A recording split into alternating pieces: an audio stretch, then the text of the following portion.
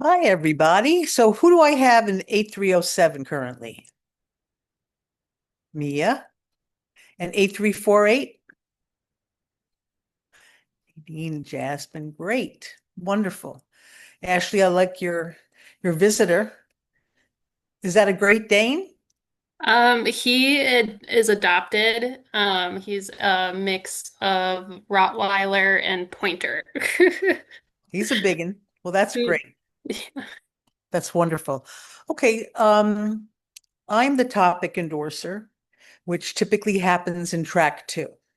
Okay. I'm the one responsible for providing feedback to you on topics that you're submitting. Okay.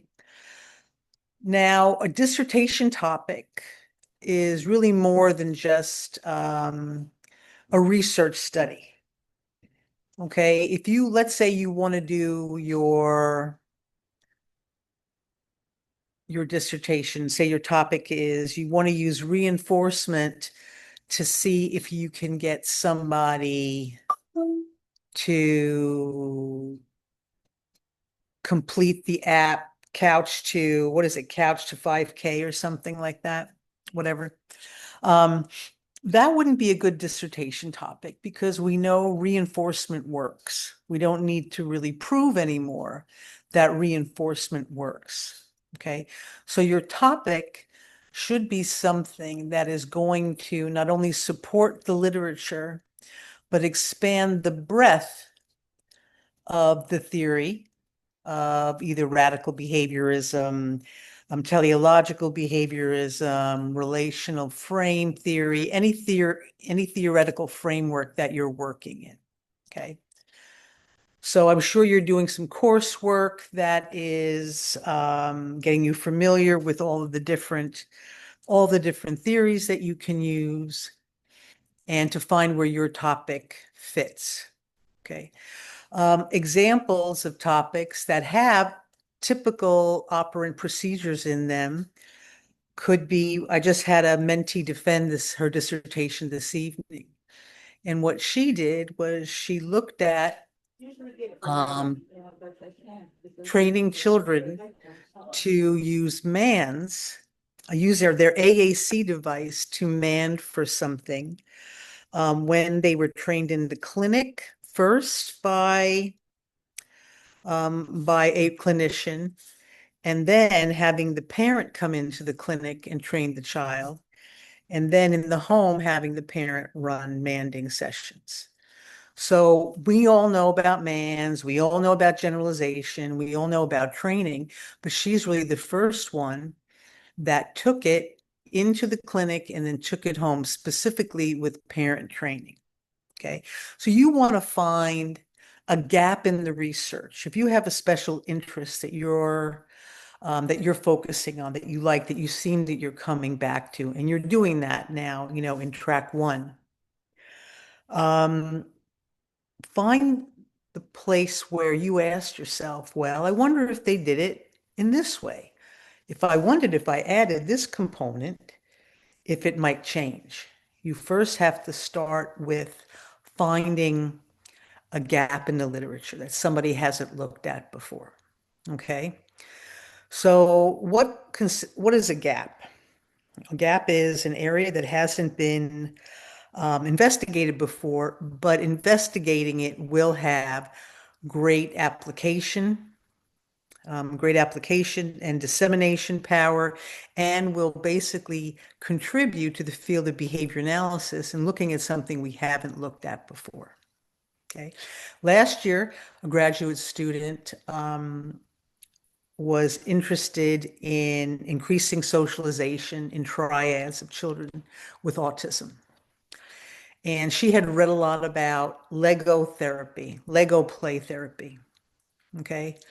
And she said, maybe I can use the framework of Lego play therapy, which is not behavior analytic, but she operationalized the steps and the different areas within that therapy and brought it into behavior analytic format and tried to see whether that play therapy would end up with generalization, of learned scripts into the actual environment of play therapy.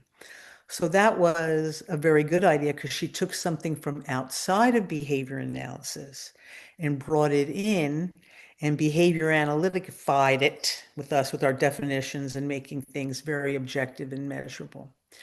That is also a good idea. A lot of topics that are out there now that um, are being investigated right now by a lot of mentees is our focus on compassionate care and DEI. And a lot of people are doing research on training BCBAs on how to um, be more compassionate. They're teaching them what you have to do when you walk into a room. Just don't start barking orders. Just don't start judging how someone is living in their home and saying, well, you have to do this. People don't have to do anything that you're necessarily telling them to do, but we're telling them you're going to have to go at it a little bit differently. I always told my staff, you're a guest in someone's home. Okay. So act like a guest. A guest who comes in and starts bossing people around is not a guest that's going to be invited back. Okay. So some people have worked on teaching individuals those skills, operationally defining them and teaching them with BST and looking to see whether there's any change in their behavior. Other topics that are hot right now are teaching individuals who have fallen off of the support cliff, people who have intellectual developmental disabilities at the age of 21. There's not that many services for them, and they're training them in interview skills. But some people are doing that in a gamification way using VR, virtual reality. Okay. These are just kind of like some hot spots here and there. Okay. But if you want to look at something and you truly want to analyze it, you have to make sure that it's going to be behavior analytic friendly. Okay. You may get feedback that your topic is too mentalistic. Okay. Especially if you're presenting it and not objectifying the behavior in any way. I have a student right now in one of my courses who really wanted to look at what drives adults to abuse their children. And that's not within our wheelhouse. You can't really select a topic that is typically focused on more readily and more appropriately in a different branch of psychology. Okay. So if you want to look at ADHD, ODD, and some other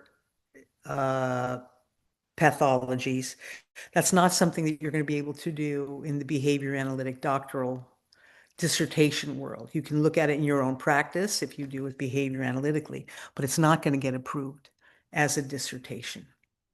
Okay. We all know video modeling works. So what is the benefit of using video modeling to teach a child to expand their play repertoire? That's a study that you could do outside of your dissertation, but not one that's really going to answer a question that hasn't been asked in the field and will not broaden other clinicians' experiences. That makes sense? Okay. So what questions do you have for me? I guess my question was, what are the typical like feedback or things that have led to studies getting like not approved? I guess not like topic related, but more of that methodology Okay. related. Yeah. If, the only I only see a certain part of your project plan, all right? I don't get information about how you're going to measure things. I don't get information on how you're defining things particularly, but I can typically tell when a student hasn't really selected an area that's easily definable. Okay. Because I say to myself, well, how would I measure this? How is this individual going to measure it? And then when I come back and I ask a question, they're like, well, I haven't thought about that yet. And I'm like, well, you really need to start thinking about that. How are you going to operationalize it? And I always start worrying about where are you going to find participants for this study? I have a mentee right now that's looking at um, training police officers in using a specific methodology, the teach back method.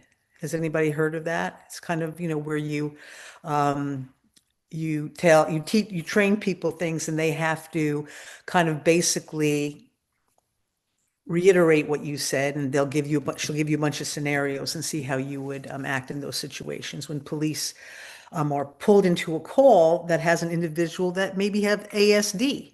What's going to work and what's not going to work. There have been studies like this around, but she's going to apply the teach back method, which is somewhere else in psychology, and she's bringing it in. And so I said to her, well, I said, my first question is, where are you going to get access to these police officers? And she already knew of a site that somebody had said, if you ever want to work with police officers, you can do it here. So that already one of my fears were allayed. And then I'm like, okay, what are you actually going to teach them? And what are you going to be looking at to demonstrate that they understand and that you believe that they could demonstrate these skills? So once I had those questions answered, I had gone ahead, and approved her topic. But, if we have an individual who says, I want to do this study and I want to do it in Mexico. Okay. Let's say parent education in Mexico. I'm like, okay, what about it is new other than you're going to be applying our same procedures that we've done somewhere else, but doing it in Mexico? I would think it would be wonderful to bring that technology to an area of Mexico that doesn't have it, but that's not necessarily a dissertation topic. You're just looking at a different regional area for application. Okay, but if you're going to bring something new that you're developing into an area, a different area, geographical area due to a specific need there, that might be something that we can look at. Does that answer your question, Ashley? Okay. What else, guys? I have a question. Go ahead. Okay. Christina? What are your tips or like advice on narrowing your topic down? This is like my third time trying to get my PhD. I've done it in different areas, and when I get to this part, I'm like, and then that's when I freak out, I overwhelm, and I shut down. I was talking to Dr. Randall about that. And so do you have any advice, tips? Because everybody comes in, we always make this hand gesture with a really wide topic. And then we try to whittle it down to something that's easily observable and measurable. All of your studies, all of your dissertations have to be an experimental investigation where you have an independent variable, which is your treatment of some sort, that has to have an effect on a dependent variable. Okay. So you can't, like the individual who wanted to find out why parents, maybe abuse their children. That's not an experimental investigation. That's a descriptive study. They would go in and maybe run some qualitative tests, do some interviews, and look at records. That's not an experimental investigation. So once you start asking yourself, what is my research question? Okay, your research question should be very specific and very small, such as what are the effects of using a token economy to increase on-task behavior in grade school children ages 6 to 8. Okay, so if you have a topic now in your head that you can't pull something like that from, it's too big. You need to narrow it down more. We have, students who come to us who they want their dissertation, to solve a major problem in the world. And there has never been any research, one individual study that has changed a major problem in the world. They've worked cooperatively. So Christina, what behavior do you want to change? Well, I'm one of those that wants to study the compassion. And I've been thinking of using it to define it as through radical behaviorism. And I wanted to use clicker training, but I've gotten a lot of pushback on that. So Okay. teach it. And then I've been looking at BST and feedback systems and OBM. And so that's where I'm a little Ah, all over the place. yeah. So if you want to look at compassion, who do you want to train to be compassionate? Well, I mean, I train BCBAs through my organization, but I was actually thinking some RBTs because I've had, right? Like I want to maybe go that route, I'm thinking, instead of BCBAs. Why? Why? Well, I just had an instance and it made me think of this where I had an RBT. She was brand new and she didn't like to be touched and she got scratched and she freaked out and her whole demeanor just changed. Now, obviously, she may have not been fit for the field, but maybe had I got to train her more, I mean, she ended up quitting. This was just last week, but Mhm. you know what I mean? Like, I don't think I have a system as a BCBA who has a training system for RBTs to train in those rapport building skills that are so important at the onset. Mhm. We're not robots, right? Like, that's where I was thinking and why I wanted to change from BCBAs to RBTs. I would, thinking of RBTs, they're an entry level position. And I think that moving Right, to train them in compassionate skills is probably they're going to be like, this is more than I bargained for. Do you know what I right. mean? Her reaction was her reaction, and she weeded herself out, Yeah, basically. I told her she got to figure out if this is the job for you based on Yeah, that. I mean, yeah. I had to be honest. So I would stick with BCBAs. Okay, I know several of them that can use compassionate training. right.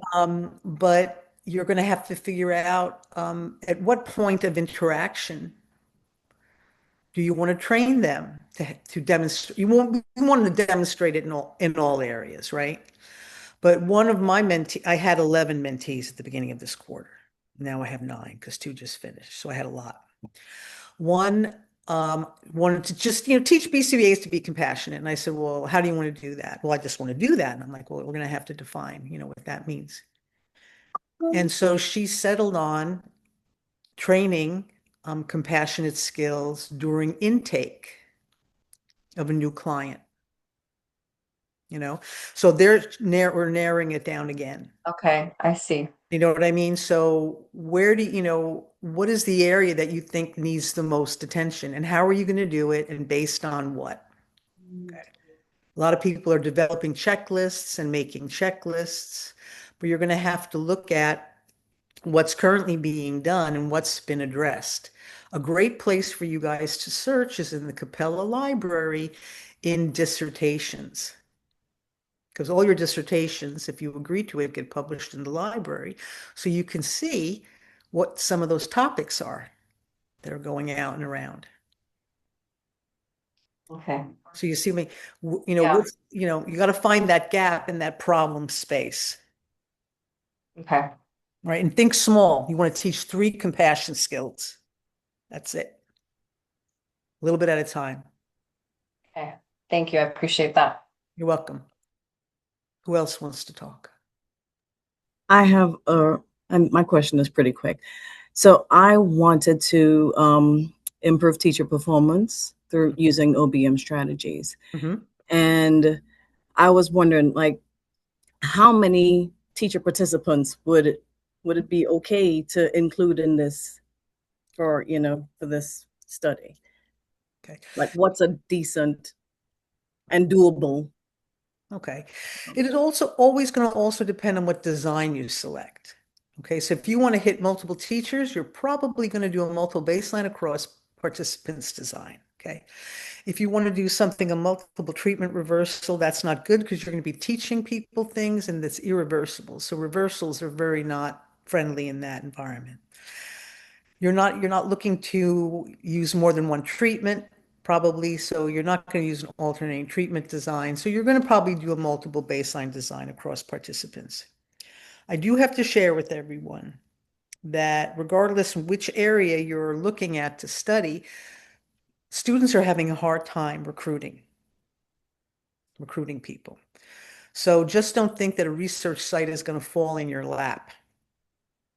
You have to start making connections depending on, Christina obviously has a research site.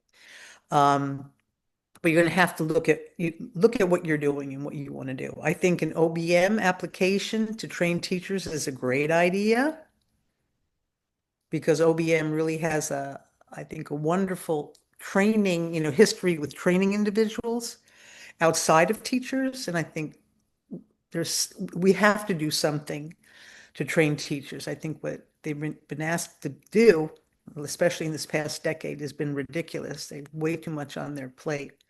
But anything that you can do that could help them would be good. So I would say 3. Recruit 4, plan on 1 dropping out. If you could have 3. The least you can do is 2. Okay. Okay. I have a question. Sure.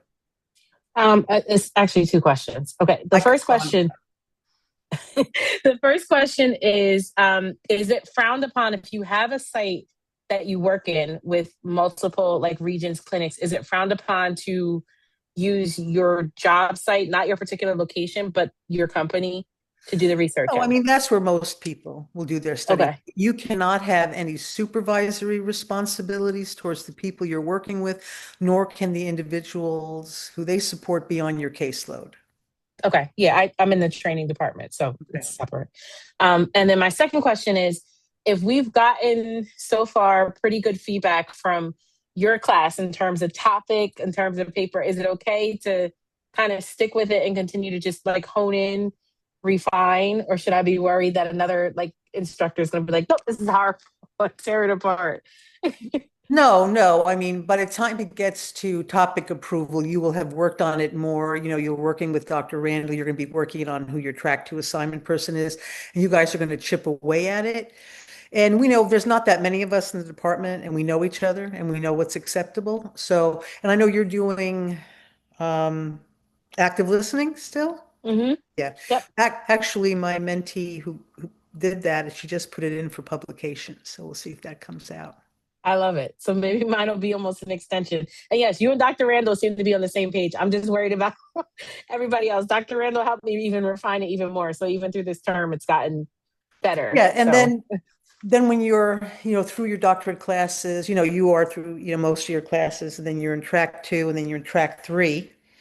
After that, you'll be, your comps, you'll be assigned a committee, and then your committee has to look at your project plan, and they'll provide feedback too. So you're never going to defend a dissertation where people say, "Who the hell let you do this?" Just checking. And I'll say, "I wasn't the topic endorser then." I can't take the pressure. Thank you. You're welcome.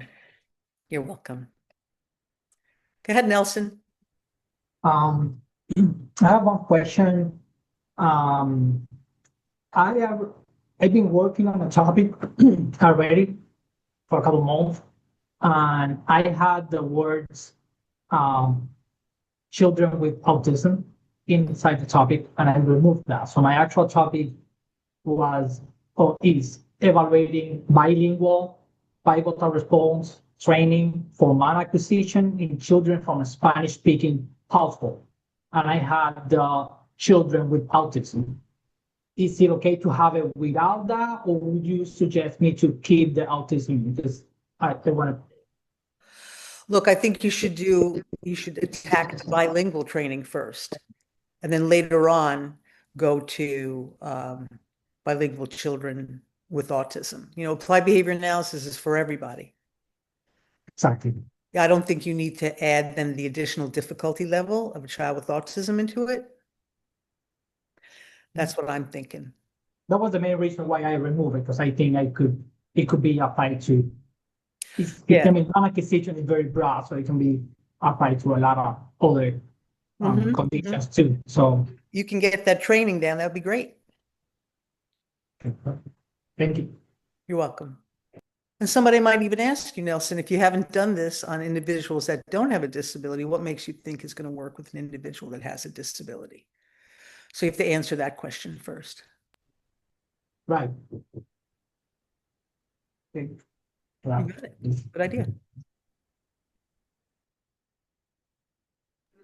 I have a question. Sure. So my topic is going to be on ascent, and it's a big topic, but there is more and more experimental research being done on it. And Crazy, yep. yeah, and so I'm kind of pulling from what others are doing and wonder how I can extend that. I think there's a lot to be done in that on that topic, and I think that we don't yet. I think BCBAs as a whole don't exactly have a framework of how we're going to do it, but I think the research that's happening now is going to help us get there. And so when you talk about an extension of something, if I were to look at some research that's come out, how would you extend that research? How would you change? Would you change one of the variables or the population, or what would you? Well, we really don't want you to do systematic replications. Right. What is it about ascent that you're interested in? I think that BCBAs really need to know how to define it, how to recognize it, and also recognize assent withdrawal. I think we're starting to understand how that's operationally defined and look at the individual to be able to define that. Okay. So I think, I'm not sure if anything's floating. None of my students are doing ascent, but it doesn't mean that no one's doing it. You could build a training protocol to teach individuals to identify it and then to identify withdrawal of assent. Okay. Which, to me, it's very tricky, because I think society right now, we have too many people saying, okay, I'm not going to do it because I don't want to do it. You know what I mean? Removal of assent in any school situation or anything that's going on. I would really love to, that's an area that I would love somebody to really look into. At what point do you honor the withdrawal of assent? Just in everyday, teaching or training. And under what conditions would you not, honor assent? Are you talking about, kids just coming to school doing trainings or learning in sessions? Well, I was really thinking about maybe having some type of checklist that you could utilize as your training.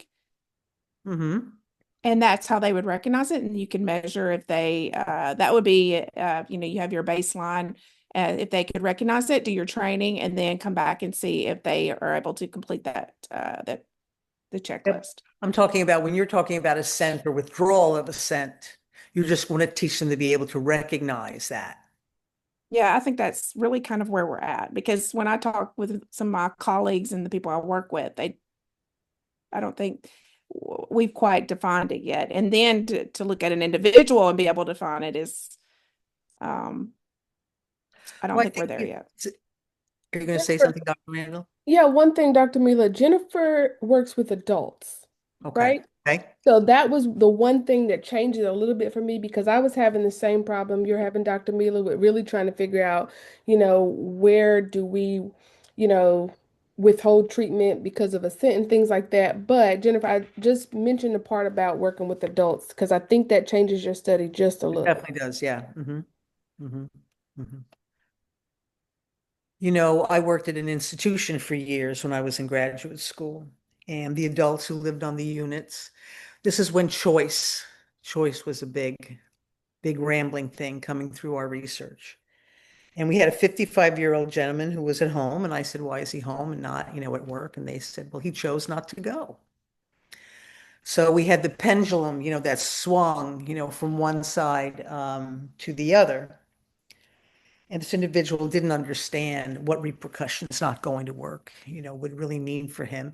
And in the institutional world, it really didn't have that much of an effect if he went to work or not to work. He was still living there and was receiving, all the benefits that you get in an institution, if you could call them benefits.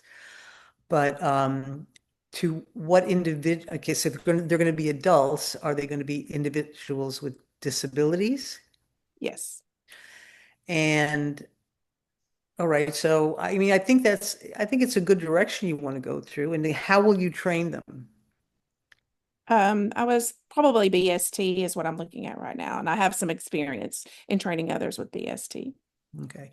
Yeah, so I'm not 100% sure, given everything that's out there now with checklists and training with BSTs, that it would be approved because we have so much research training all of these different softer skills now. Individuals using that, if there's anything else that you could bring into it, into BST that might help differentiate it from something else in the training domain. I'm not asking you to think of that right now. Right. Yeah. One of my mentees, I think she's defending on Friday, put in whether choice of how you were taught during BST made a difference in your performance. But I'm not sure if we want to introduce the level of choice within an assent study. Do you know what I mean? Mm-hmm. And I Right. think that's where I struggle with that one, Jennifer, because we went back and forth with this for a long time because it's like, when do you honor dissent? When do you modify the procedure? When do you have to continue with teaching and support? I think that's a big project. But that's just for me because I struggle with that topic in general. Mhm. Yeah, yeah. So if I were you, Jennifer, I would go into the dissertations that have been published and have been Mm-hmm. approved. They're going to have a lot of stuff on assent. And what's been beautiful is that in the consent forms for, doctorate students going through the IRB now, they cover assent. How will they recognize assent? Mm-hmm. What will they do? How will they recognize withdrawal of assent? And when you withdraw assent, what are you going to do? That's now incorporated into all our stuff, which is great. But I would look at some dissertations that have looked specifically at assent to see, because this is a problem that's, going on everywhere right now. I don't Thank you. work a lot with adults, but couldn't she also like go about it of like recognizing it and then doing it more from the client perspective of, well, do they understand what would happen if they don't go? So more of that like causation of like choosing no to work, but now I don't get paid, but they might not recognize that. Yeah, that's, those are long term, they're short to us, but they're more longer term. If you're not going to be able to see immediately the consequences, that might be difficult, depending on the ability level of the individual that you're working with and what behaviors, we're looking at. I worked with an individual, another one during grad school at a group home, who decided to wear every piece of clothing that he owned every day. That was 7 pieces of socks. 7 pairs of socks, 7 pair of underwear, 7 pair of pants, 7 sweatshirts. And in Kansas, in the heat, it wasn't really. Um, he of course started to emit a lovely fragrance, and then he would say, "No, why can't I wear? They're mine. It's my choice to wear them." And I'm like, "Yeah, but there's a lot of other things that we had to work on that we really could not teach him effectively. So we had to go a different angle. But it really depends, Jennifer, also on what behaviors you're looking at. So I would look a little bit further into the assent research and see what other people before have said about assent withdrawal. Make sense? All right, good, good.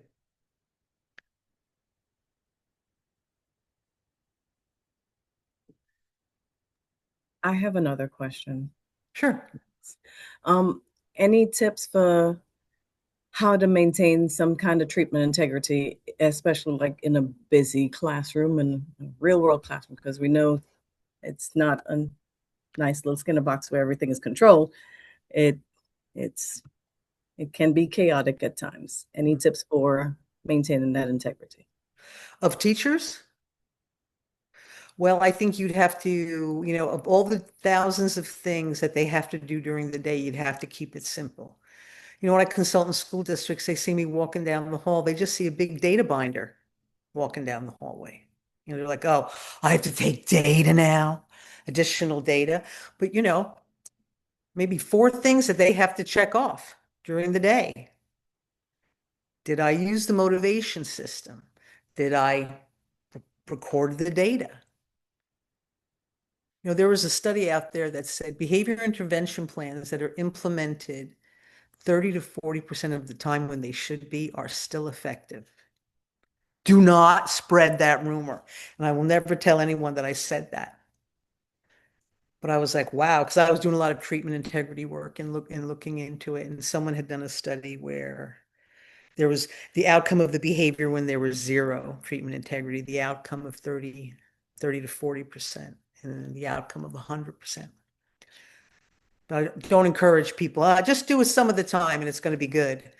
But the results were kind of interesting. So you have to make more global things that they can check themselves on, or that you can check them on. And the easier they perceive it, the more they're going to do it.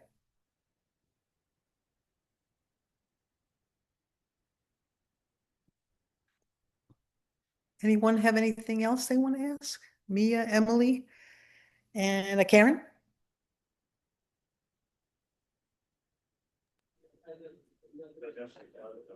I'm still trying to figure out a topic. I'm so used to this is what you do, and it's not so vague. So I'm still struggling, to be honest. Okay. Also, how long should the research be? I know we have to do 4 courses for the dissertation. Is it supposed to take like a whole year? Or Getting a dissertation, you can rarely complete it in 4 quarters. I mean, it's a big undertaking. In your dissertation, you're going to have a minimum of 125 references. okay. Okay. So the thing about a dissertation is looking at a huge breadth of research and pulling out a gap in that research and focusing on that gap. That's Okay. why I say it's always good to look at the dissertations in the library to see what one looks like. Your literature review in your chapter 2, within your chapter 2 is your literature review, and the literature review alone has to be 25 pages. So it's a substantial amount of studies, experimental studies that you're looking at. Okay. And don't get scared when I give you that number, because once you start delving into your topic, you're going to find more than you're ever going to need, unless it's a brand new topic, and then that's going to be difficult. Okay. Okay. Yeah, that's where I was struggling. I kept looking into a research article and then I'm like, no, they already did this. So I kept looking at more. But then since you gave out a number, I should be a little bit higher. So it makes sense. Yeah. But you have to make sure it's a good topic that you're looking at. Okay. Thank you. Jasmine, you haven't said anything. Do you have any questions? I do have a question. I actually was kind of thinking about Christina's comment about using RBT staff. And I'm actually was planning on using DSP staff because I work in the residential and day Mhm. program settings. Mhm. And I think one of our main struggles is having DSP follow through with the interventions and all that jazz. So, I mean, would it be frowned upon to utilize DSP staff, or should I? No, not at all. As long as you Okay. get site permission Right. and and you're controlling it and you have, their manager in on it. Yes. No, I mean, and DSP staff, they really need a lot of help. Yes. They're, Yeah. again, responsible for so many different things. Yes. Yeah. And so like I oversee like my entire region. So like I'm there, maybe like an hour a month, maybe a little bit more, depending on the Mhm. programs and how many hours I have. Mhm. So I know you were saying that you can't like supervise the actual like the case that you're on. You can't use that towards your dissertation, but what, like, could you explain that a little bit more on? You don't provide you're not going to be providing a direct service to these individuals. No, I don't You're provide not direct the service. No. DSP. You're not the DSP supervisor, and you're not like we used to have QMRPs years ago. You know what I No, mean? I You're do not- like just in-service trainings for all of this Yeah, stuff. no, you're fine. Like once a month. Okay, You're fine. okay, good. Mhm. Cool. Good. Thank you. You got it. Mine kind of went off of like the whole time period bit too. So considering like I know usually it takes like longer than a year anyways. Mine in particular, so I was looking at like hockey players and like obviously one of the barriers with that, like I like my topic and I found a lot of great research supporting it. But obviously like the period of time in which that they're practicing and there's those opportunities for coaching and feedback and everything like is part of the year. So it would have to basically like align perfectly unless like can you start collecting data prior to those 4 courses or No, you're not going to be collecting data for the year. You're going to be collecting it maybe for 1 quarter. You okay. have to go in and your first part, the first class of the dissertation course room, that first quarter, you're going to be getting your project plan approved by your committee, number one. And then you're going to have to do a pre-implementation call, which is a presentation of your proposed research, how you want to do it, how you want to measure it, what design you're going to use, and your committee has to approve that. Okay. And that usually takes everybody the first quarter to get that done. Okay. And if your committee says, it's okay, I recommend you change this, and that, you may have to go back to your project plan and change some things. And it's usually because the state of the research and changes that are going on and things that we found out that we didn't know maybe at the time when you started working on it. And your second quarter, and let's hope it just takes a quarter, is getting your IRB application approved. Okay, people go online and see the IRB application. That's the institutional review board that accepts and says that you can do the research on being a Capella student. And it looks like, oh, it's just an online form. It is more than just an online form. There are so many attachments that have to go along with it. At that point, basically, they're looking to see what your you have to iron out exactly what you're going to do in each condition of your experiment. They're going to want to see your materials. They want to see your consent form. You have to have a site approval letter. And no one in the history, I think, of my existence, has anyone gotten their IRB, their study approved at the first pass. It's usually about 6 passes back and forth. And they may, and it may be because they don't understand something you've written, or they're going to say, you say you want to videotape these individuals. For what purpose? And if you say you want to videotape the sessions so that you can take data on them, you're going to take your data from the videos, and your IOA individual is going to be taking data based on those videos, and they're okay with it. They want to make sure that you're not going to be presenting your videos of these participants at a class somewhere. Okay. There'll be a lot of back and forth with questions. Okay. And if you think their questions are redundant and you decide that you're not going to answer them completely like you think you already have, it's coming back to you. Okay. If you decide to submit your IRB without all the attachments, it's not even going to get reviewed. Okay. The IRB is there to help you. They're to protect you. They're to protect your participants and protect Capella University. Okay. So there's a lot of different moving parts of it. And somewhere in between, you're dreaming up your topic. You're realizing that you lost your research site. Then you have to go back and start it, because this, start over. There are different things that can happen. Okay. So that usually takes your second quarter. Okay. And through all of this, your mentor is going to say during quarters 1 and 2, start writing. You don't need to be implementing your study to write chapters 1 and 2 of your dissertation. Okay, 1 is your introduction, 2 is all about your literature. You don't have to have done any implementation yet. So get that writing out of the way. Right. And then usually, hopefully, when you get your IRB approval, hopefully you're now in quarter 3. And then you start your recruiting. You can't recruit before then. You can't do anything before you get IRB approval. And then you're going to start recruiting. I've had students that have had to take a quarter off because they're not having any luck recruiting. Okay, and in the whole duration of your tenure in the doctorate course room, dissertation course room, you can take only 1 quarter off.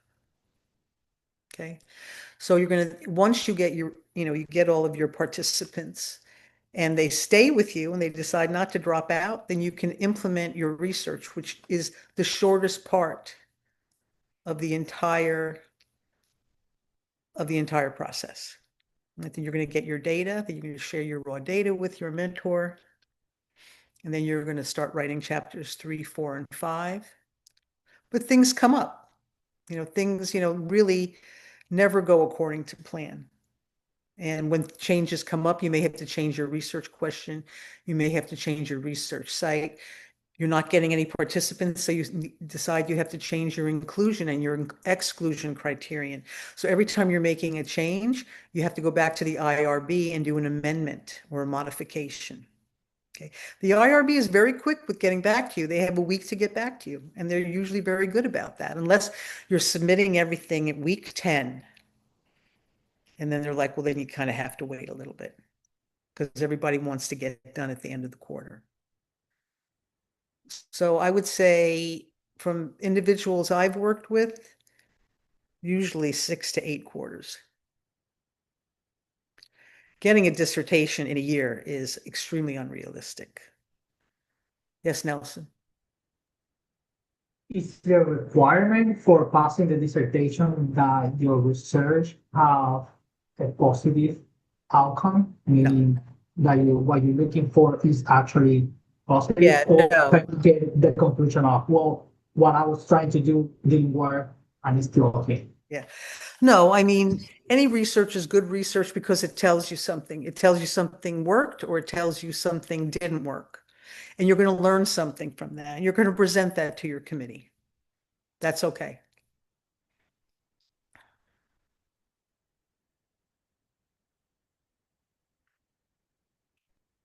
And you all have other things to do besides your dissertation, right? You have lives, you have families, you have partners, you have jobs. That's going to get in the way at times as well. But just, apply the same methods that you apply to those you support. Take everything one piece at a time, one step at a time, and tackle everything one at a time. If you keep looking at the dissertation project in a whole, as you're going through the process, you're going to become overwhelmed and run away. Okay. This week I'm working on this. Be a good time manager. A lot time for everything that you're doing. Okay. Make sure that you get the time, you do the time. If you have a partner, that you have a supportive partner, that you say, I'm locking myself in the bedroom. Don't come in here all day. You've got the kids or you've got everything else. So you're going to need that time. Because, I don't know anybody that can just sit down and write something for 20 minutes and then go back to doing something else. Okay. I was going to throw in, and don't forget to give yourself a little reward once you follow your timeline and get your work done. All the way along the way.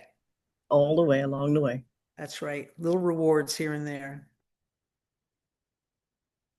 To me, it would be a new Gucci bag. That would be at the end, not along the way. Get it?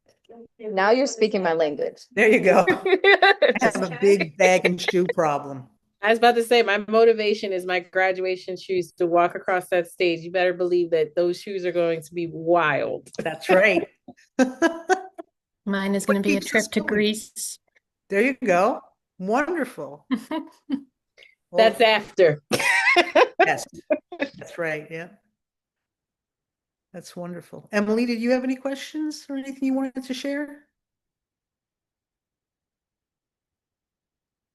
I don't think I had any specific questions. I'm getting a lot of good information just by, the questions you're asking other people. So I've made some notes here. Um, I've kind of filtered my topic down a little bit. I was working on collaborative communication, but then it was going to be with teachers, and I lost my site for that. Okay. So now I'm thinking about doing like an online modules, perhaps with some video-based feedback sessions, kind of Okay. diving into that line a little bit. Okay. Everybody remember, you can mourn pieces of your project or previous ideas that you had. Keep them in a little drawer somewhere. Don't take it personally. People like, well, I wrote all of this stuff. I wrote 20 pages on this and now I'm changing directions. And I'm like, put it away for later. You may be able to use it now, you may not be, but it's all worth the experience, believe me. I And have one more question. Sorry. that's right.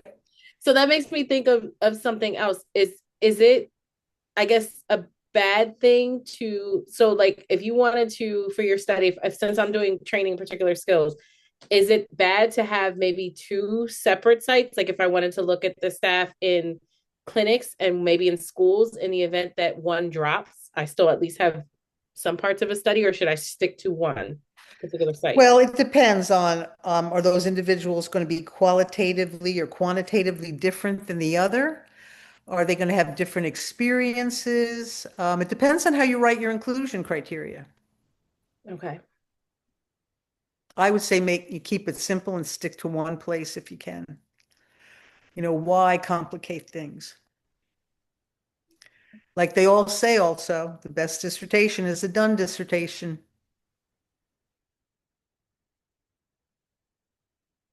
I have a question. Sure. So my next course for dissertation isn't for like another year. Any like things to work on, like read the literature, obviously, but like what to plan, like what to do in the meantime for it? You need to narrow down your research question. Okay. You want to decide what your independent variable is, what your dependent variable is, who you want to do it with, and where you want to do it. Got it. You're always going to have this in the back of your mind. It's going to be stewing, and then all of a sudden you're taking a shower and you're like, "Oh, I got a great idea." And even though it doesn't say dissertation course, each one of your courses is supposed to be helping you Yeah. to funnel that down. So keep all those records, all those articles, everything as you move along, because you're still, like Dr. Mila said, still in the back of your head. So you should still be focused on it, even though your instructor isn't outwardly asking you about it. Mhm. One more question, Dr. Mila. Sure.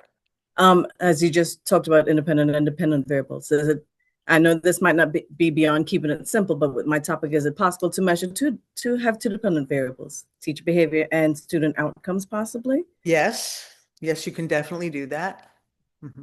I try to stay away from more than one independent variable, but two dependent variables, those are fine. Okay. Because they'll be resulting from the same intervention. Thank you.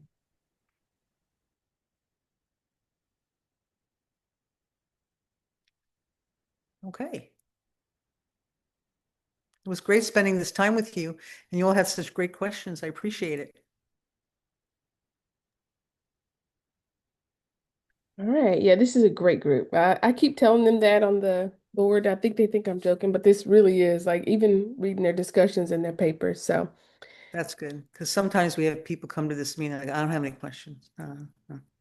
yeah, It's they're good that hungry. you all have a direction, you all have an idea of what you want to do, and that's great. Yep. All right. All right. Well, thank you so much, Dr. Mila, for joining us. You're very welcome. Thanks for having me.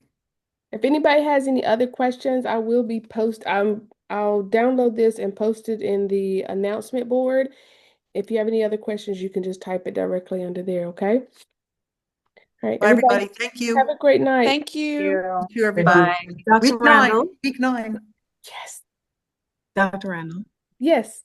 I have one really quick question about the assignment for this week, the synchronous meeting participation. Okay, let me stop the, oh, well, this is related to it. Let me keep recording. Go ahead. It's just with this synchronous meeting, we're just supposed to put in there we attended, or are we supposed to put something from the No, meeting, so, or you all have had, it's 3 synchronous meetings, or was it 4? Hold on, let me look. This is the project 1, 2. Y'all had 3 synchronous meetings, one of which was your one-on-one meeting. So what you'll need to do is document that you attended all 3 of those meetings, if you Okay. did. That's how you get full credit. What about the one with the group though, with the PowerPoint? That's one of them. You mean the one from, when It's was on there that? this week and it says you create a PowerPoint, or am I tripping? Did anybody else read that? Am I on the wrong? I Maybe I think was that's in the your wrong other class. course. No, I this think, is never literally mind. just a Thank God I'm document. in the wrong class. Okay. Yeah, Don't this come- can be just like a Word document that you Okay. just upload and say, check, check, check. Yep. I didn't mean to freak. I was like so confused. Okay, good. Is this meeting one of the meeting that so do I have to still write something in the discussion, or will this is the discussion for this week? Some of the live meeting. Yeah. For this course, it is, you still have to do both. Our other course that Oh, you're okay. in with me, you don't have to do both. Yes, Okay, but for so this is one, in this one, yeah, in this one, I'll still have to do the discussion yes. for the week. Okay. Yeah. Thanks. Okay. Okay.